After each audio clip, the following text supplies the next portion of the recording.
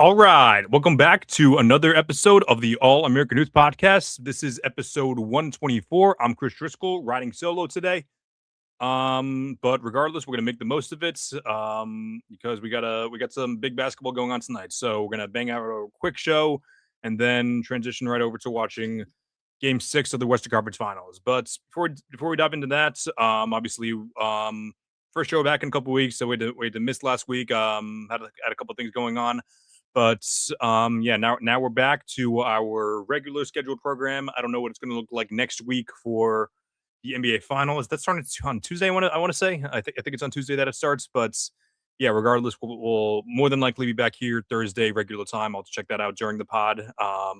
Least favorite thing about doing the pod alone is the fact that I don't have like a fact checker here with me. So to which I can BS about something, and then they say something else. Then like while they're saying something else, I like to look it up, but can't really do much of that. I can do a little bit of it because I can multitask, but regularly not as much. But with that all said, yeah, let's get into the show because we're gonna do birthdays. I'm gonna give the birthday shout outs for Tuesday the 26th as well because that's my birthday. Don't need many birthday comments, but I did want to give shout outs to my fellow May 26ers. So in the NBA side, we got Dan Roundfeld and Mimik Okur. I've heard of Roundfeld, not so much of Okur, but those are the two best players in the NBA with May 26th birthday according to win shares. Do that what you will. If anyone is a fan of either of those players, another Roundfeld. I think he played 1 year in the ABA, and then after that, just played a bunch. After that, mostly in the NBA, and then Okur played in like the early 2000s, maybe like late 90s, if I'm not mistaken. In baseball, to Jarrell Evans. Don't think he was a Hall of Famer, but I do believe he made the All-Star game a couple of times, if I'm not mistaken. Then to 2016 World Series MVP, I believe, Ben Zobrist of the Chicago Cubs. He also played on the Royals before that. I do believe I don't think he won World Series MVP, but he was definitely on that team. And then to Paul Sewell. Well, they usually say Mets legends attached to a pitcher, regardless of whether they were good or not on the Mets. But I'm not going to touch that because Paul Sewell is kind of a jerk, especially to the Mets now. Again, do that what you will. And then for football, belated birthday to Michael Parsons. Former Cowboy, now a Packer, but when he was a Cowboy, he was always a big Giants guy, big Daniel Jones guy. So he'll forever have my respect for that, even though a lot of people don't see him as like a winner, kind of like a diva guy. But as long as you see someone that'll prop up the Giants, because not many people in the media do so today. But yeah, so that's so happy belated birthday to all those members of the of baseball, basketball, and football. But now we'll do today. May 28th. So happy birthday to the late Jerry West. My opinion, top 15. Some people like very few people have him like top 10. That might be pushing it, but easily one of the best playoff performers of all time, one of the best finals performers of all time, despite only winning one of them. First finals MVP ever. Absolute legend. Happy birthday to Glenn Rice, who's one of the more underrated players in the 90s, in my opinion. Lots of people think that he's the GOAT Hornet. So I don't know if I'd put him there, but I wasn't there, so who knows. But then for baseball, happy birthday today to, I'm going to attach it, Met legend Craig Kimbrell. Obviously, he just got cut. I think he had like an 8 or 9 ERA, so clearly not a Met legend. But I'm going to say that for every player that was at least respectful to the Mets. And then on football to Percy Harvin. Believe he was a receiver for the Vikings. I don't know if he was a receiver for any other team, but definitely the Vikings, if I'm not mistaken. But yeah, so yeah, those are our birthdays that we're celebrating today and 2 days ago. But that all being said, oh yeah, speaking of my birthday, you may not realize I usually have like a brown chair behind me or a black one. Currently sitting in a new chair. You can't really see much of it, but yeah, it's a blue and black chair now that my beautiful girlfriend got me. So thank you, Olivia. But yeah, so yeah, lots of good things going on. But now we're gonna dive into the show. So we're gonna talk about the Knicks making the finals first. Then we're gonna dive into the series going on that's gonna continue tonight between I think I don't know if I said Knicks and Spurs, but like yeah, the Knicks and the Cavs, but the Knicks beating the Cavs, I should say. Then we're gonna talk about the series going on tonight between the Thunder and the Spurs, and then after that, we're going to take a quick dive into a list that Bleacher Report came out with last Wednesday, like 8 days ago. I wanted to talk about it on last week's show, but I couldn't. But I did write a article not so much of a rebuttal, but more so of a letter to the editor response saying like, "Hey, these aren't this isn't this isn't the best 25 performances of the century. My list is." So that's what that is there. But anyhow, let's get into the show. So anyway, the New York Knicks are once again Eastern Conference Finals champions for the first time since 1999. I don't think before that. I know their last championship was in 1973. If I have my years correct, I don't think they made the finals in between those years. I'm not going to run through them in my head right now, but I'm almost positive they didn't make it in between those years. If one of the four people watching this now want to fact check me, go ahead. But yeah, so yeah, the Knicks obviously it's crazy, it's historic for them. Even though they're a New York team, everyone expects New York to be good. We all know that's not the case. I'm a big Mets and Giants fan. Giants have two Super Bowls in my lifetime, but everyone knows that they're not necessarily the best run organization as of today. Um, but that being said, the Knicks are in my lifetime, like up until like 3 or 4 years ago, I would say like who's like the biggest laughing stock of all New York sports teams. I don't then there is an argument that the Knicks could have been one. I don't know about one completely because obviously the Mets have an argument, the Jets have an argument. Um, I feel like I'm missing another team. I'm not going to count on the Brooklyn Nets because they haven't really been around for that long. Um, yeah, but definitely one of the three teams between the Mets, the Jets, and the Knicks for sure. Obviously the Knicks are in the best spot right now. A little bit ago was the Mets.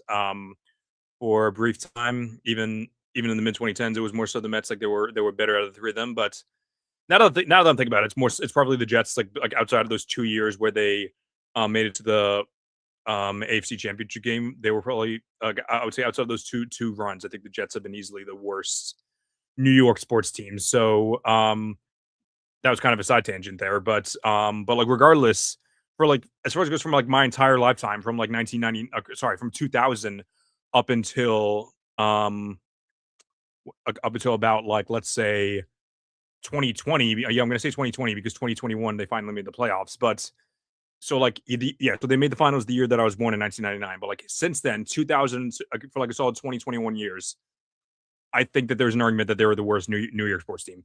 But however, things have changed. Obviously, 2021 was the year that they finally made the playoffs. Julius Randle completely changed the franchise there.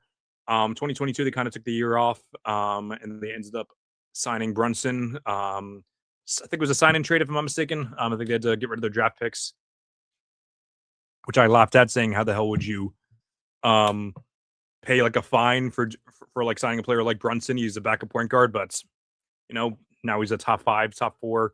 Some people might even say top one Nick of all time. But yeah, since then, so I feel like I might be getting my years wrong, but no, I don't actually because it's 2020, 22, 21 they made the playoffs, but then lost to the Hawks in the first round. That's what the F Trey Young thing started. 2022 they were bad again. 2023 they ended up they beat the Cavs in the first round, then they lost to the Heat in the second round. That's what it was. Okay, yeah, I do remember yours correct. So then 2024 they beat the Sixers in the first round, and then in the second round they lose to the Pacers. Despite nearly like, and let's be honest, a lot of that was because of their injuries. Julius Randle got injured, Mitch Robinson got injured. OG, I believe, was injured for a little bit, so that was a big one. And then last year they finally made the conference finals, but lost to the Pacers again. And then this year they got over the hump, as far as the hump being making it to the finals. And I'm uh, I'm in awe. I'll say the least. I'm someone who's been very critical of the Knicks and everything that they've done. As I said, I was very critical of the Jalen Brunson, not so much the signing, but more so the way that they went about it. Um, and my my whole thing, I got, I'm tr- is what I'm trying to think is that what when you're going to break the rules to sign a player like Brunson, I said like, at the time Brunson, I'm like, I know he just won a playoff series, but like alongside Luca, without Luca, I should say, for part of it, but I still wouldn't have done that, and it was the complete right move, honestly. And then even after that, I was still like a little bit low on Brunson. I said, okay, he's great, but I feel like we're giving him his flowers a bit too early. I thought that Trey Young was still better than Jalen Brunson for a little bit. I thought that Darius Garland was better, which granted they were all stars before Brunson. So maybe I was like a little late to the train, is what I'm saying. And even then, I was still on the train for Donovan Mitchell being over Brunson. I think that they were on each other's level. I know that Brunson beat him 2 times before this, but I think that they were on the same level. I had Mitchell just a little bit higher because he was just more experienced and everything like that. And I thought that he was more athletic. I thought he was better off the ball. I thought he was the better defender. All those things can still be true, but at the end of the day, if Mitchell could be still the more talented player, but Brunson has proven time and time again to elevate himself in the big moments. Mitchell has done that to an extent, but not to the extent of Brunson. So I sent a long letter from ChatGPT to my fantasy basketball group chat full of Knicks fans, not apologizing, but letting them know, hey, listen, you guys win. I'm officially placing Jalen Brunson above Donovan Mitchell in my player rankings, which is exactly what I did. I posted my top 30 yesterday without much thoughts. And I believe that I put Brunson at like 7 or 8. I think I had Shea 1, Wemby 2, Jokic 3, Tatum 4, Luca. Well, no, Giannis 4, Tatum 5, Luca 6, Anthony Edwards 7, Brunson 8, Donovan Mitchell 9. And I think I had Kate Cunningham at 10. Um, yeah, all that to say, Jalen Brunson has been lights out for God knows how long. But anyway, I feel like a lot of my criticisms towards the Knicks were pretty valid pre Karl Anthony Towns because for the most part I was right. I said like Julius Randle was a playoff dropper. He was. He's too injury prone. He was. Same thing with OG Anunoby. Mitch Robinson can't be the starting center, which turned out to be true. So the offseason of 2020, what year am I thinking? So after 2024 was when Isaiah Hardenstein signed with the Thunder, and then Mitchell Robinson would have been their starting center with Jericho Sims being their backup center. And I laid it all out. I said, listen, there is a better shot that they lose in the first rounds than they make it back to the conference finals. So my whole thing was that Mitchell Robinson can't be your starting center. Julius Randle is a horrible playoff performer. I know this team is a lot of fun to watch, but at the end of the day, you can't do much. They did trade for Mikal Bridges, granted, and that was a huge trade for them, obviously. And both in retrospect and also at the time, it was like good, like it was like a good chemistry thing. But then I was the one that said, you can't go through with this team. But then it turned out Mitchell Robinson got injured towards the beginning of the season, and the Knicks. It's one of those what if moments. Like, would the Knicks have made that trade because I believe they traded him on like was it September 30th? I think no, I think it was like September 27th. I want to say, maybe like around that time. But they traded Julius Randle and Dante DiVincenzo, who was one of their key main bench pieces, and people were upset about that. The fact that they got rid of Dante, they weren't so upset about Randle. They were more upset about getting rid of their depth piece. But I said it on the spot. No, Karl Anthony Towns is a better player performer than Julius Randle. It is 100% worth it. You need a starting center because Mitchell Robinson can't be that guy. And that's when I picked the Knicks to lose in the second round because I still had the Bucks ahead of them. But that all said, it ended up being the right move because Karl Anthony Towns has been playing his best basketball. Julius Randle ended up like kind of reviving his. I shouldn't say reviving because he was still very very good before the season.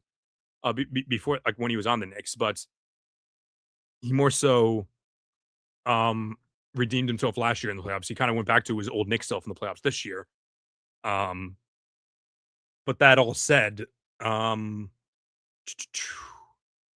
was the right move on both sides. Definitely the right move for the Knicks, and I still think it was the right move for the Timberwolves as well because I think that they reached their ceiling with Karl Anthony Towns, and I feel like they got good pieces back for him.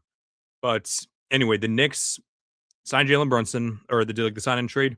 They traded for OG Anunoby, they traded for Mikal Bridges, and they traded for Karl Anthony Towns.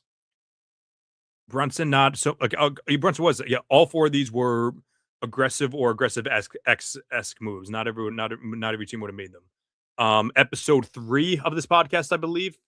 Episode 4 of the podcast. Episode 4 of this podcast was when Matt and I had our friend John Cassidy to discuss. It was an emergency podcast to discuss the OG Anunoby trade, which was RJ Barrett and was it Quentin Grimes, I believe. No, Manuel quickly.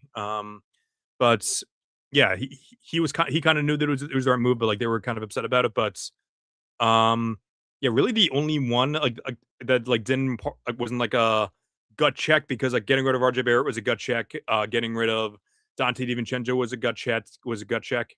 But then like Mikhail Born was still like super hard though because they still traded a boatload of picks. How well is this going to age? Time will tell. Obviously, making the finals, some might say it's worth that trade made itself worth it in of itself. I wouldn't agree just yet. If they win the finals, then McHale is a big reason for that, which he would be absolutely. Then yes, you make that trade 100 times out of 100. But time will tell to see how those trades work out. But as of now, they 100% have. So yeah, but like I'm talking about everything I've talked about the Knicks so far has been big picture. I'm going to dive into it um more so in the aspect of it now. So they in the first round they fell down 2-0. Jalen Brunson was really struggling on the defensive ends. CJ McCollum was absolutely cooking him, and people were saying this Knicks team probably just isn't it. Like they even if they win even if they find a way to win, they're probably going to be slowed down. But they closed it out. They won the next 3 games. OG Anunoby played awesome basketball. But then after that, they ended up running into the Sixers instead of the Celtics. So a little bit of luck there. However, I shouldn't say a little bit of luck because the Celtics were looking awful too. Obviously, they blew a 3-1 lead. But that all said, they took advantage of it. They just completely beat the living crap out of the Sixers. I think my memory's not serving me correct. I think 3 of those games were not really close. One of them was. So, but great teams execute the breaks that come their way. People like to discount certain wins, like they say, like, oh, they run season and everything. No, nonsense. Great teams take advantage of luck. Every team usually gets a little bit of luck. It's the ones that take advantage of it. Obviously, not every team is given the equal amount of luck, but the best teams take advantage of the luck that is given to them. That is exactly what the Knicks have done throughout this entire run. And then they run into the Cavs, who were the 4 seed, which I know people say, "Oh, the 4 seed." I also think that I don't think the Cavs are the typical 4 seed. I think they're. I know that like this series definitely um makes it seem like that they're a typical 4 seed, but at the end of the day, they did beat the 1 seed Pistons team, and some might say, "Oh, the Pistons would have put up a better fight." They might have, like they might have tacked off a game or two, but I think the Cavs still have a significantly higher ceiling because I know that Cade Cunningham had his great moments in the playoffs for sure, but I'd still rather have Donovan Mitchell.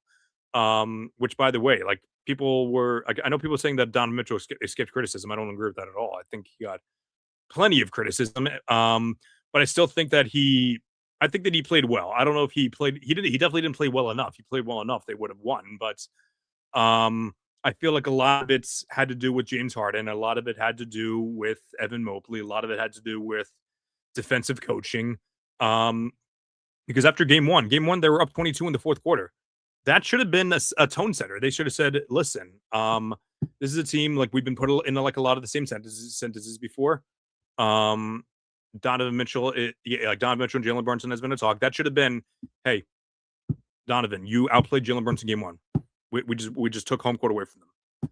Let's close this out." But instead of that, the Cavs. Like Donovan Mitchell is definitely not free from criticism there because he played awesome in the first few quarters. It doesn't mean he's completely exempt from not playing great in the fourth quarter and overtime because he played horrible there. But I definitely blame James Harden a lot. I blame Kenny Atkinson for not calling timeouts, for putting Harden guarding Brunson right instead of either Max Strus or Dean Wade. Sam Merrill had some good moments, but he shouldn't have been the one closing out there. I'm nitpicking game 1 because that was really the only game that the Cavs it felt like could have won. The other ones, the Knicks, game 3, the Cavs were kind of in there, but like the Knicks were kind of up 10 the entire game, so it was kind of tough for them to.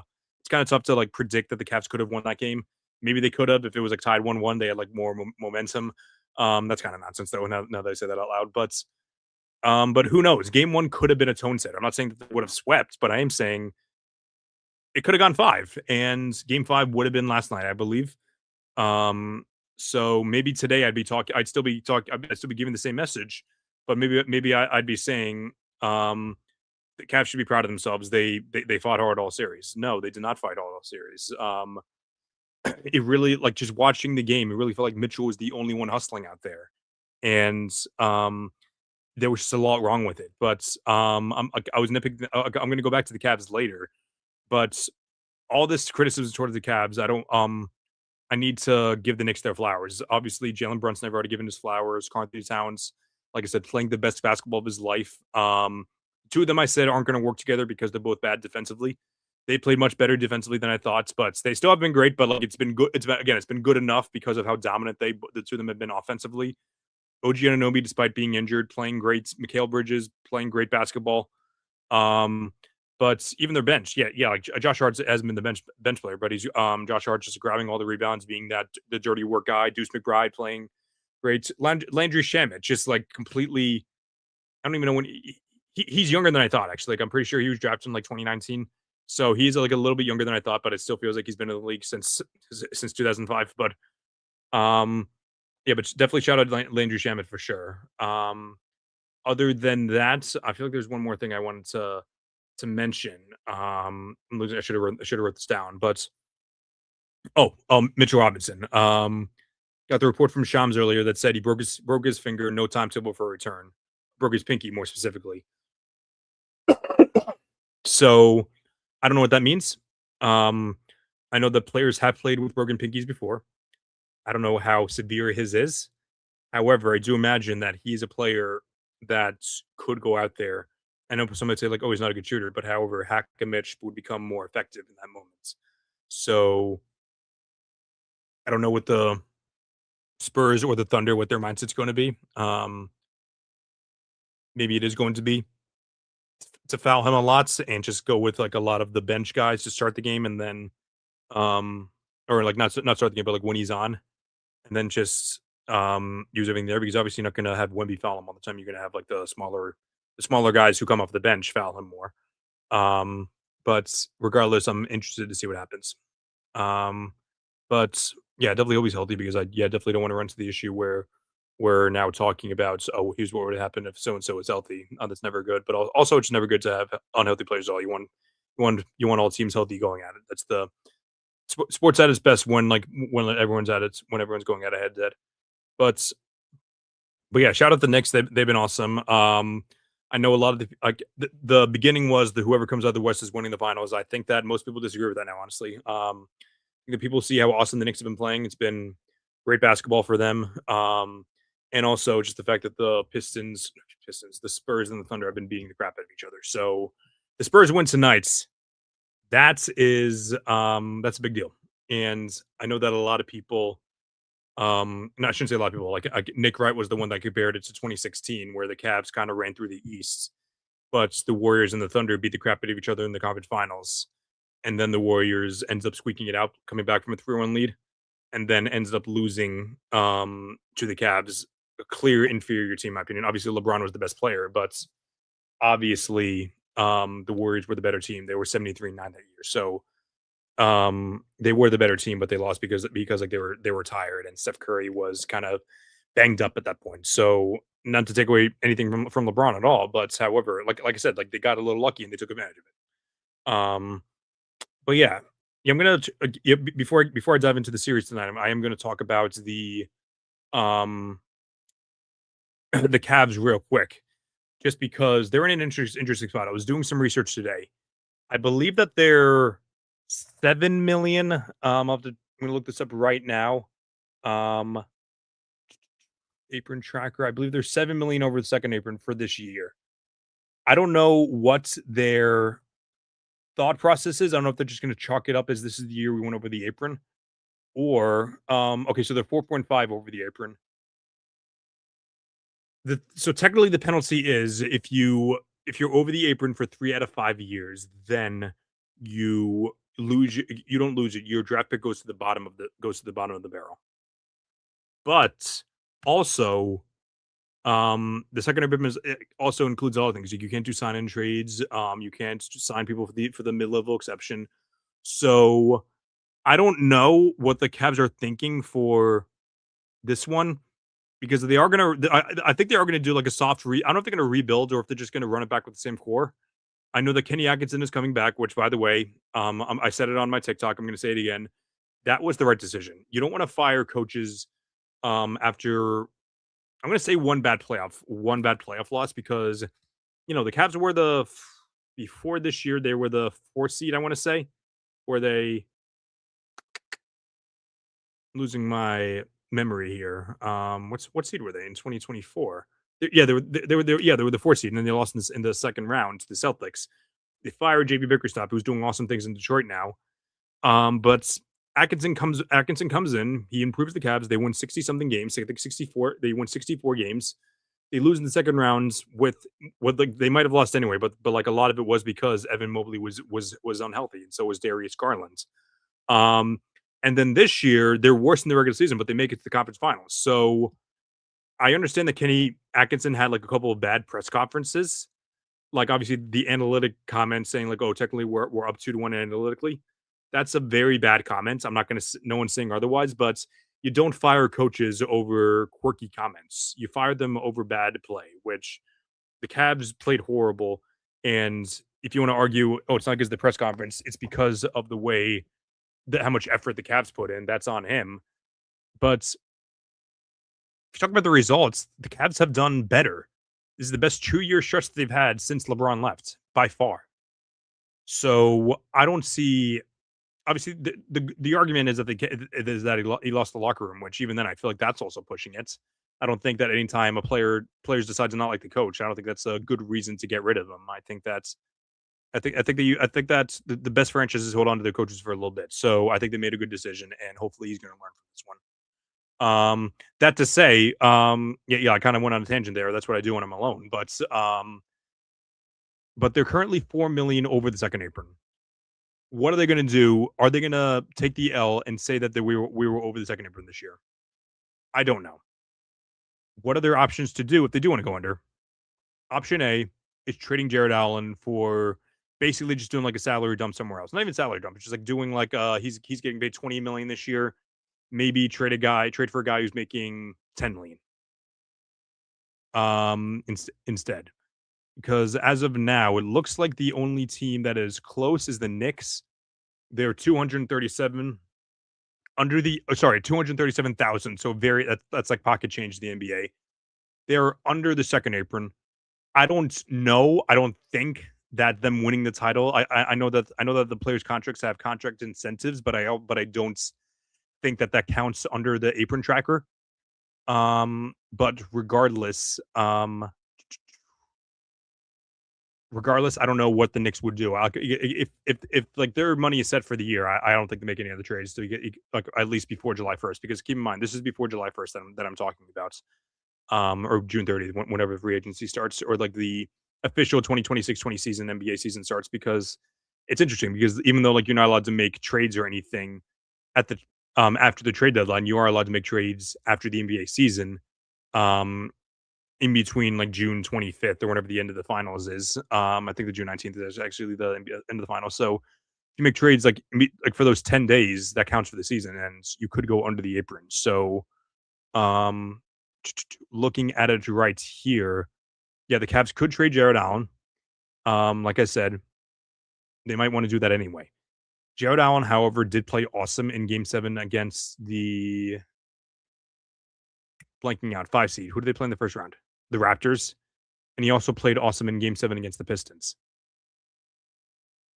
Are his 2 awesome Game 7 performances and his overall style of play enough to justify, no, we're going to stay over the apron.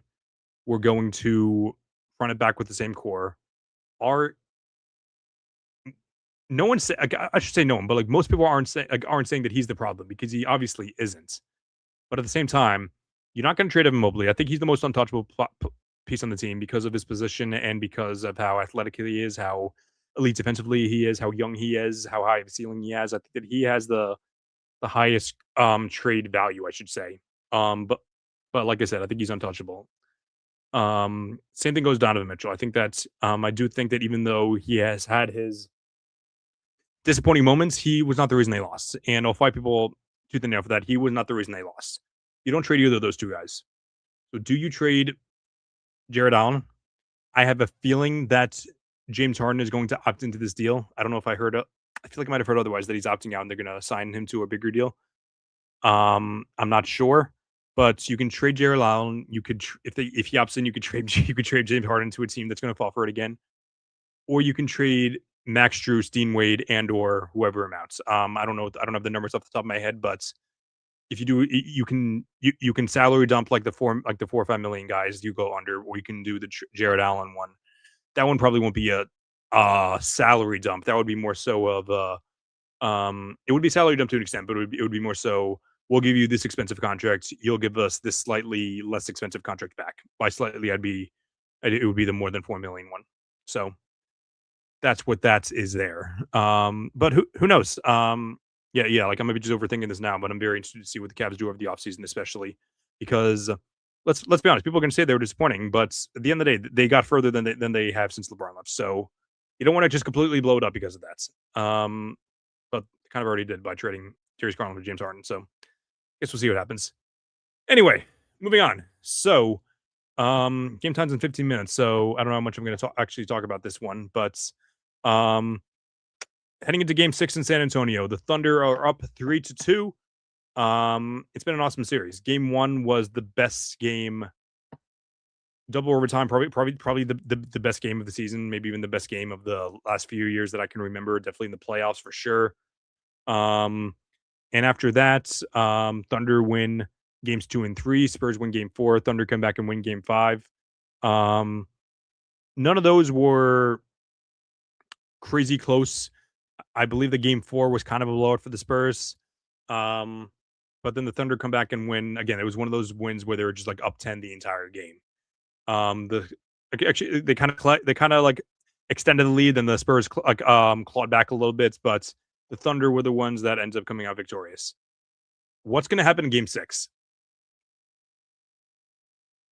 I think that the Thunder are the better team than the Spurs. If you go through position by position, I think there's a clear gap between Shai Gilgeous-Alexander and De'Aaron Fox, the 2 starting point guards of the team. I think there's a clear gap between the 2 defensive anchors of the team.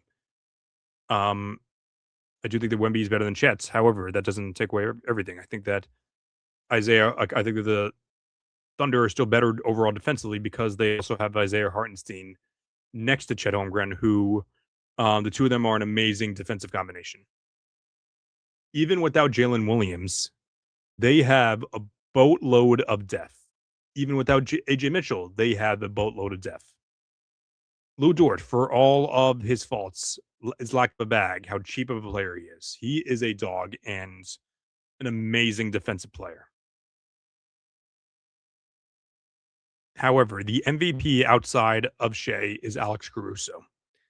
He is one hell of a player and one of the better player risers in the league for sure. It's a very interesting thing to think about because I'm someone who loves ranking players based on how much they can help a team's ceiling. I think that matters a lot more. If I'm building my team to win a championship, who would I want on my team? That I think is the question. That I think is the answer to the question of who's the better player. I know some would rather do it based on who can lead a team better or who could like rise a team's floor more.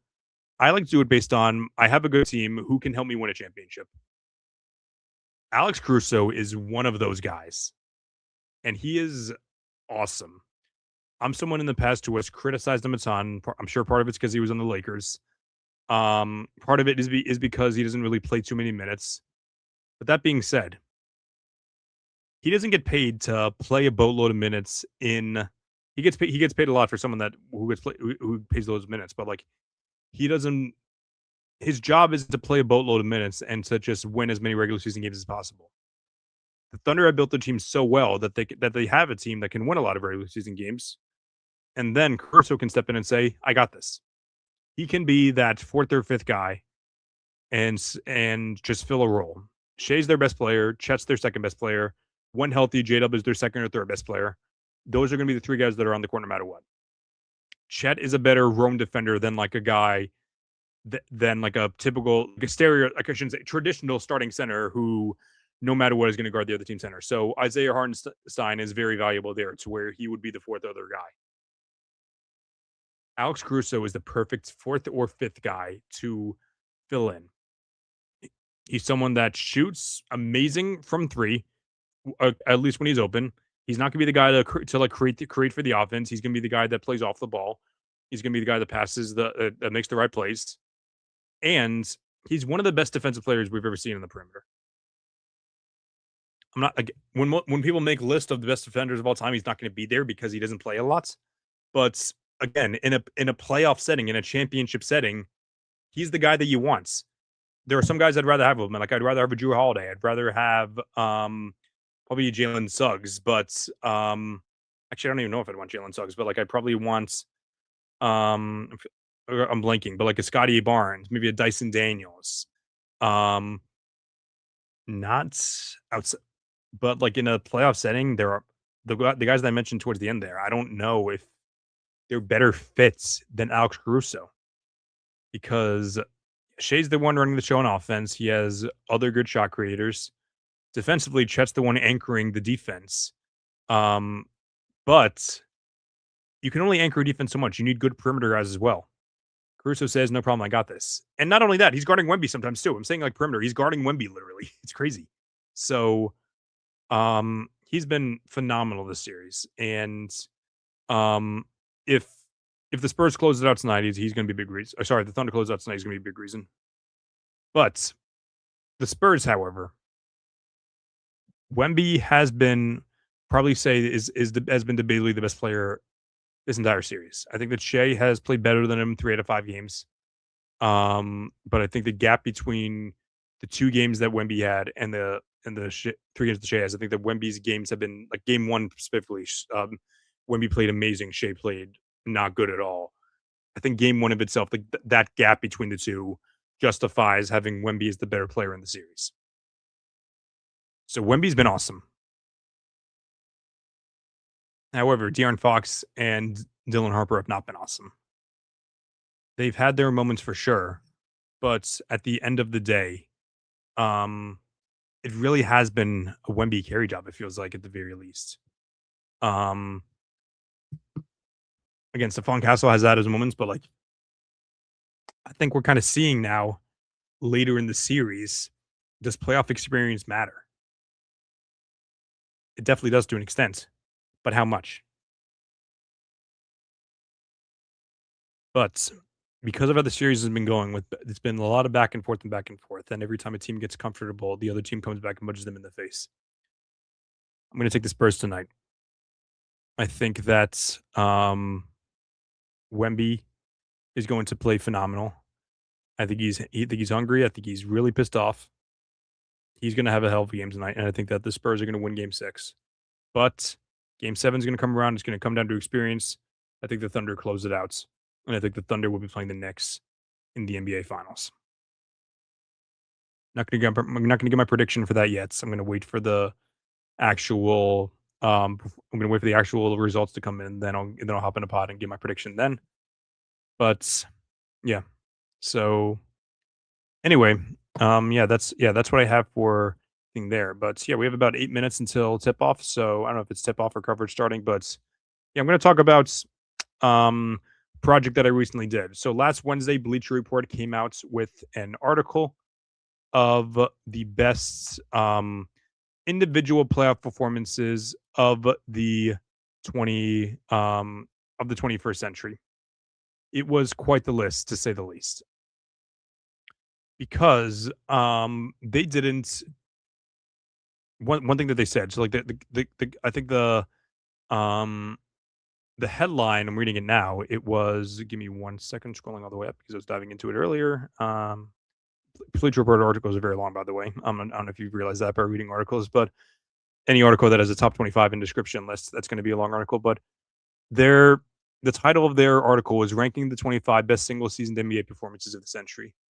So there's that. People think that's a very simple concept. Just rank. Okay, you have all the performances in front of you. Let's pick out all the best ones, and then we'll rank them based on that.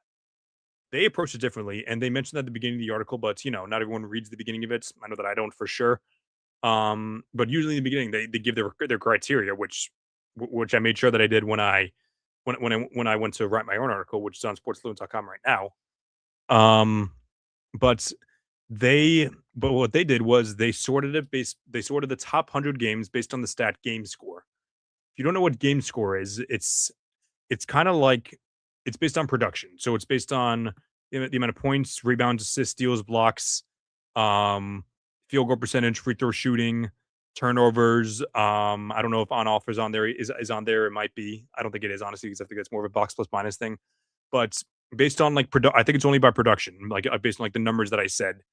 Um, so based on all of that, they said, okay, we're going to take the top 100 most dominant games there, and then we're gonna and then we're gonna rank those and then put out the top 25 after that. That is just an extremely flawed way of doing it, in my opinion, because um, I understand that they probably had more than one person doing this, and they probably did not want to have too many games because then it would have been way too hard to rank all of them. So having a cutoff at 100, it does make sense. It really does. And also, look, again, I want to make this part clear as well. Like I respect Bleacher Report and everything they do. They do own House of Highlights, and I was on one of their shows, so I'm not gonna. So this wasn't meant to disrespect them at all. Um, but let's be honest. People put out lists, and they're not always, and it's pretty obvious sometimes that they're meant for clicks, which is exactly what happens. They got a lot of clicks from this because it was a very, very bad list, in my opinion. But based on my criteria, because he's like I didn't look at the criteria in the beginning where it said, oh, we're only doing it from game score. Because in my opinion, the second best game of the 21st century is LeBron's Game 6 of the 2012 Eastern Conference Finals, when the Heat were down 3-2, backs against their wall. They had just lost three. They had just lost three in a row. Um, but then after that, LeBron just wasn't phased at all, and he just completely dominated. He had 45. I think he had 45, 15, and 5. On like 70%, maybe 73% true shooting percentage. Might have been higher than that. Honestly, I could be wrong. Um,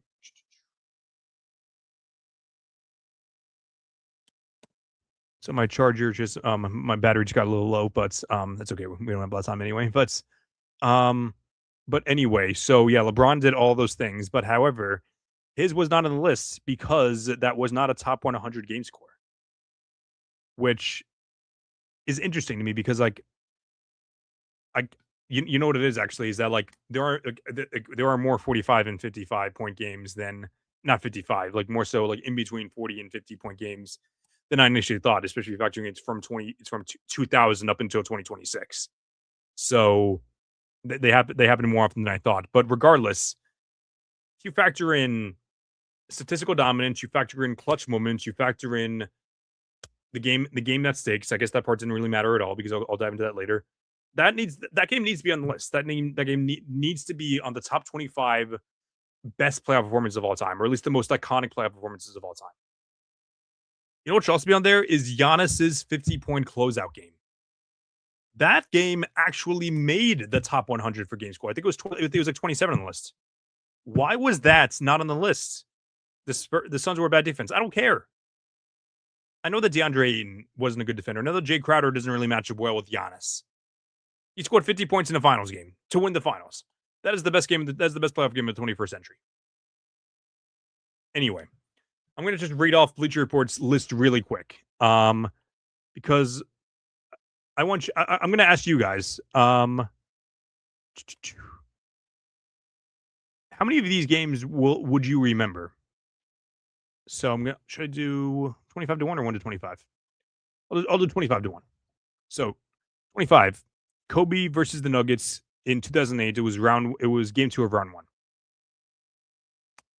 Again, like that's probably he was very like I don't remember the game personally. Like I started watching basketball. I was like just right when I started watching basketball. It was a West Coast game, so I was probably asleep. Honestly, how old was I then? I was 9 years old, I think. So, maybe I'll have to watch the clip on that one. Number 2, Dame versus the Nuggets. Sorry, number 24. Is this really 24? Dame versus the Nuggets. It's 20. Yeah, so 24 is Damian Lillard versus the Nuggets, which was in 2021, round 1, game 5. I'm not going to go through all these, by the way. I personally had mine at that one at 17. So I'll just read through the next ones without comment, unless it's anything but breaking news. Oklahoma City star Jalen Williams is available tonight against the Thunder after missing the last 3 games. So he did miss games 3, 4, and 5. Is there anything about Harper or Fox? I imagine that they're both back, but who knows? Excuse me. That they had a LeBron in 2016 finals. They had Duncan in the finals. They had Jimmy Butler in the finals twice, I believe. They had 2 Devin Booker games, which is interesting. I know that he's a really good playoff performer, but I don't know. They had 2 James Harden games. One of them was game 4 against the Celtics in 2023. That was in like the top 5, I think. I did not have that game on my list. It was a great game, but does not nearly cut it, especially if you lose the series. That's another thing. They had a lot of these games were in which the players end up losing the series, which you want to just look at the game. You want to, you're going to only quantify it by that. I get it, but I think there needs to be some factor on, okay, you still end up losing the series, which I think I had 3 games. I think I might need to correct that. I think I wrote 2 in my article, but like, because I'll write it down. So like I had LeBron in 2018, the finals of game 1. Don't think Bleacher Report had that on their list. That was silly. I had Kevin Durant against the Bucks. They won that game, but they lost the series. And then Damian Lillard, they won the game and lost that series. I don't know what else. Actually, there's more games. Yeah, like there's a couple of Jimmy Butler games that they ended up losing the series. I think there was 2 of them that ended up losing the series. Not much else that I can remember, I should say. It doesn't look like it's. Yeah, there's only like 3 or 4, but yeah, there's a lot of them though. I do have one comment. Let's see what it is. Oh, shout out to Ethan Chu, the goat. He's been an All-American Hooper follower since day one. The very first show that we went live here, Sports Flow, and he was blowing up the comment section. Love to see it. Excuse me, but yeah, like I didn't want to. Yeah, like I kind of wish that John and Matt were here to talk about this with me, because it was a very interesting list. Again, I'm not going to completely crap on the entire company, because they are a very good company, but they just come out with bad lists sometimes. But and another one, Steph Curry scored 50 points in Game 7 against the Kings. Why was that not on there? So interesting, just interesting to say the least. So if you want to see if you want to see all of my thoughts on it, check out my article on sportsfluent.com. All of my thoughts are there. I haven't shared it. It's published for sure, but I haven't shared on my socials yet. I definitely still want to do that. But yeah, maybe we'll do like another talk about this later. Maybe we'll do maybe this will be a summer talk. Maybe we'll do over the summer. Maybe we'll do like a drafting the best playoff performances based on individual games. We already did finals performances for an entire series. So maybe we'll do individual playoff performances. But yeah, it's 8:32. I don't know if the game is. I imagine the game hasn't started yet, but very close to it at the very least. So yeah, that's our show. So yeah, we went a little bit under today. Started a little bit later than I expected. But regardless, yeah, there's no background today because it's only me, and and I can find a way to have the red behind me. Maybe I'll, what, I'm gonna do this now. Actually, nope, not at all. Forget I said any of this actually. Okay, there we go. That's better. Anyway, this has been another episode of the All American Hoops podcast. Be sure to follow me on all social media platforms at All American Hooper on Instagram and TikTok, at American Hooper on Twitter. Be sure to check me out on Wednesday nights, Fluent versus Chill versus Everyone, 8:30 with Fluent Chill, Jalen and Ori. Be sure to check out my content on sportsfluent.com. Haven't written an article in a while until yesterday. Published the article from responding to Bleacher Report's list. So take a look at that. But yeah, for those of you who are watching live, go ahead and watch the games. Those of you that are watching later, you probably are looking back on this and saying, what an idiot I am for picking the Thunder. For picking the Spurs to win Game 6, or maybe even maybe even the Spurs winning back to back games, which I said wasn't going to happen. But who knows? Maybe I'm going to be right. But anyway, this has been another episode of the All Make Reduce podcast. Until next time, keep grinding and stay hooping. Have a good night, everyone.